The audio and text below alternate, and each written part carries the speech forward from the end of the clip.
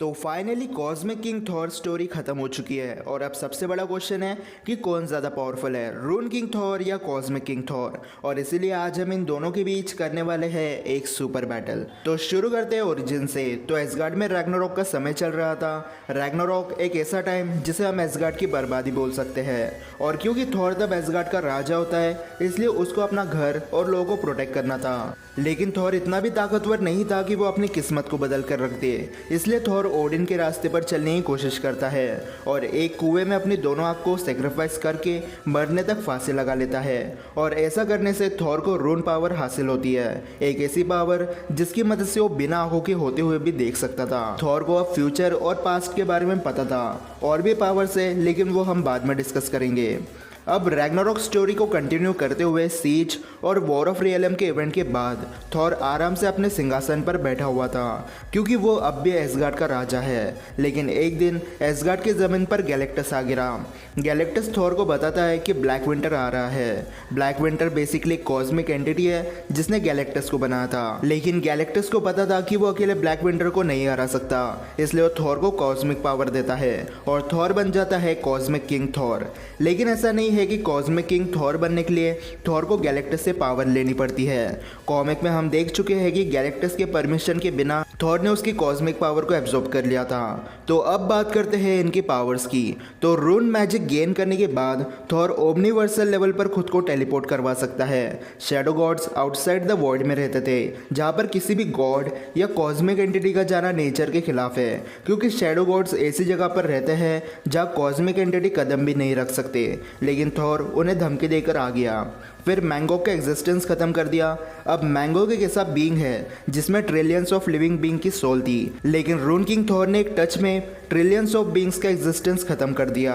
लोकी की आर्मी और वालहला, जो कि एसगार्ड में एक अलग से रियलम है, उसे बस हाथ हिलाकर डिस्ट्रॉय करके रख दिया। रून किंग थॉर दूसरों के डेथ को कंट्रोल कर सकता है और जब तक वो ना चाहे सामने वाला एनिमी नहीं मर सकता। और फाइनली उसने शैडो गॉड्स के सामने अपनी किस्मत के धागे को तोड़ दिया, जिसकी वजह से रैग्नारोक साइकिल का एंड हुआ।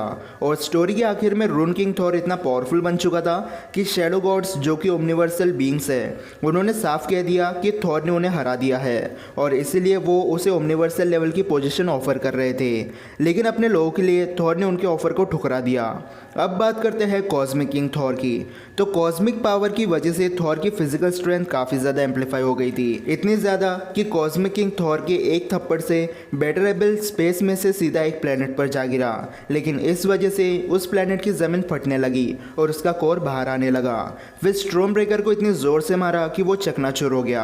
अब ये वही स्ट्रॉम ब्रेकर है जो एक टाइम पर म्यूनेट जितना पावरफुल हुआ करता था। फिर cosmic king Thor ancient gods की पावर को समन कर सकता है, गॉड ब्लास्ट प्रोड्यूस कर सकता है, जो इतना पावरफुल था कि इस अटैक से थॉर के साथ गैलेक्टस की भी जान बच गई। इल्यूजन में ही सही, लेकिन कॉस्मिक किंग थॉर अकेले अपने मोस्ट पावरफुल एनिमी से फाइट कर रहा था। और फाइनली थॉर ने गैलेक्टस को इतनी जोर से म्यूनर फेंक के मारा कि गैलेक्टस का पूरा आर्मर टूट गया।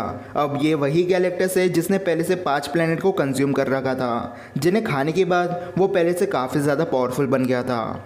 और आखिर में थॉर ने ब्लैक विंटर को भी मार दिया, जो कि एक मल्टीवर्सल एंटिटी था। तो अब बात करते हैं कि अगर रून किंग थॉर और कॉस्मिक किंग थॉर की लड़ाई होती है तो विनर कौन बनेगा। तो सबसे पहले तो रून किंग थॉर वो सब कर सकता है जो कॉस्मिक किंग थॉर ने किया, जिससे गैलेक्टस की पावर को एब्जॉर्ब करके उसे हरा देना।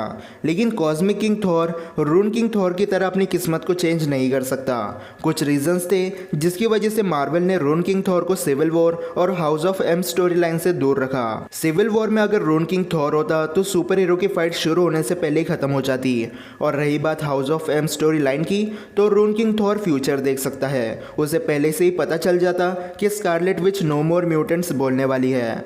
और जितना मुझे पता है, कॉस्मिक किंग थॉर के पास ऐसी कोई पावर नहीं है जिसकी मदद से वो रून किंग थॉर को हरा पाएगा। रून किंग थॉर डेथ को कंट्रोल कर सकता है, जिसका मतलब वो कॉस्मिक किंग थॉर के बॉडी पार्ट्स को अलग अलग करके शोपीस बना सकता है। रून किंग थॉर फ्यूचर देख सकता है, मतलब कॉस्मिक किंग थॉर के सारे मूव्स उसे पहले से पता हो गए। एक टच में ट्रिलियंस ऑफ बीइंग्स का एग्जिस्टेंस खत्म कर सकता है, तो कॉस्मिक किंग थॉर का भी एग्जिस्टेंस खत्म किया जा सकता है। या कॉस्मिक किंग थॉर को वो सीधा आउटसाइड में टेलीपोर्ट करवा सकता है जहाँ कॉस्मिक पावर वाले बींग सर्वाइव नहीं कर सकते। ऐसे इन्फिनाइट तरीके हैं जहाँ से rune king Thor cosmic king Thor को बीट कर सकता है। लेकिन कॉस्मिक किंग थॉर ऐसे बंदे को कैसे हराएगा जिसे पहले से पता होगा उसके हर एक फ्यूचर मूव के बारे में। इसलिए ओवरऑल पावर्स को देखते हुए rune king Thor cosmic king Thor को 1v1 बैटल में बीट कर सकता है। इसलिए आज के बैटल का विनर है रून किंग थॉर। लेकिन अब आप मुझे कमेंट सेक्शन में बताओ कि आपको ये बैटल कैसे लगी और पूरे बैटल में आप किसको सपोर्ट कर रहे थे, रून किंग थॉर या कॉस्मिक किंग थॉर। और अगर आपको वीडियो पसंद आई होगी तो इस वीडियो को लाइक करना मत भूलना, नहीं पसंद आई होगी तो लाइक और शेयर भी कर देना और कमेंट करना तो बिल्कुल मत भूलना। तो मैं मिलता हूँ आपसे अगले वीडियो में, तब तक अगर आपने सब्सक्राइब नहीं किया तो जल्दी से कर दो। तो फिलहाल के लिए इतना ही, मैं मिलता हूँ आपसे अगले वीडियो में, तब तक गुड बाय।